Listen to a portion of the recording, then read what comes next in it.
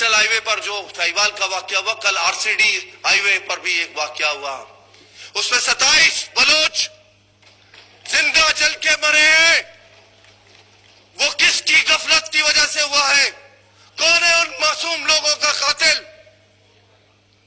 اس route پر یہ کہا گیا کیس کو مس کرنے کے لیے کہ بس کے اندر ڈیزل پیٹرول تھا۔ یا کراچی سے ڈیزل پیٹرول بلوچستان نہیں جاتا، بلوچستان سے ایرانی ڈیزل پیٹرول آتا ہے۔ FIR میں اس ٹینکر کا کوئی ذکر نہیں ہے جس ٹینکر کی وجہ سے ہمارے لوگ زندہ جل گئے۔ پھر کہتے ہو کہ بلوچوں میں احساس محرومی کیوں ہے؟ کیا آج بلوچستان کے لوگ قومی اسمبلی کی کارروائی دیکھ کر یہ نہیں سوچ رہے ہوں گے کہ ساہیوال کے لوگوں پر تو ہم ماتم کر رہے ہیں اور ہمیں کرنا بھی چاہیے، لیکن ان 27 لوگوں کو جو جل کے کوئلہ بن گئے، جو جل کے اس دنیا سے گئے،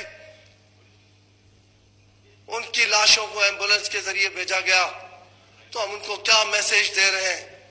ہم کیا میسج دے رہے ہیں؟ ہمیں اس پر بھی بات کرنی چاہیے تھی، صرف 2 الفاظ دعا کے کافی نہیں تھے۔ میں آپ کو بتاؤں کہ ایک بہت بڑا مافیا ہے، ایک بہت بڑا مافیا ہے جو بلوچستان سے اسمگلنگ میں ملوث ہے۔ افغانستان اور ایران سے جو چیزیں اسمگل ہو کر آتی ہیں کراچی تک، وہ چاہے ڈیزل ہو، پیٹرول ہو، چالیا ہو یا دیگر چیزیں ہوں، ہمارے قانون نافذ کرنے والے ادارے اس میں ملوث ہیں۔ پولیس ہو، کوسٹ گارڈ ہو، دوسرے ادارے اس میں ملوث ہیں۔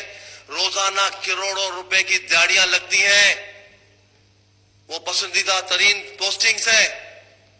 اس پر بھی سوچیں، اس پر بھی سوچیں، اس پر بھی بات کریں، اس ظلم کو روکیں۔ اس سے پہلے بھی حادثات ہوتے رہے، نیشنل ہائی وے اتھارٹی کے منسٹر اور سارے منسٹر چلے گئے، شاید ان کا مقصد پورا ہو گیا تھا، ان کی حاضری لگ گئی تھی۔ یہ آج خالی نشست سے دیکھ کے مجھے بھی افسوس ہو رہا ہے۔ سنجیدگی کا یہ عالم ہے، سنجیدگی کا یہ عالم نہیں ہونا چاہیے۔ ہمیں اگر بحث کرنی تھی تو سنجیدگی سے بحث کرنی چاہیے تھی۔ ہمیں اپنے جب قومی ایشوز پہ بات ہوتی ہے تو یہاں نہ کوئی سرکاری نشست پر بیٹھا ہوا ہوگا، نہ کوئی عزم اختلاف کا ہوگا۔ ہمیں ایک موقف اپنانی چاہیے۔ آج بلوچستان کے ان شہداء کے لیے بھی حکومت کو چاہیے کہ ان کو کمپنسیٹ کریں، ان کے غریبوں کو، پنجگور کے لوگوں کو، ایک پسماندہ علاقہ ہے پنجگور، اس کے لوگوں کو 2 کروڑ روپے آیا دیا آپ نے، ان کو بھی کم از کم کچھ دے دیں تو مہربانی ہوئی اس گورنمنٹ کی، قومی اور صوبائی دونوں حکومتوں کی۔ اور بلوچستان کا وہ راستہ جہاں روز ایکسیڈنٹس ہوتے ہیں، لوگ اپنے قیمتی جانوں سے ہاتھ دھو بیٹھتے ہیں، بچے یتیم ہو رہے ہیں، ان کے روڈ کو دورایا کیا جائے، اس روڈ کو کشادہ کیا جائے، وہاں ٹریفک کے قوانین کو مؤثر کیا جائے، اور جس طریقے سے ڈیزل اور پیٹرول کی وجہ سے یہ حادثات ہوئے ہیں اس کی روک تھام بھی ضروری ہے۔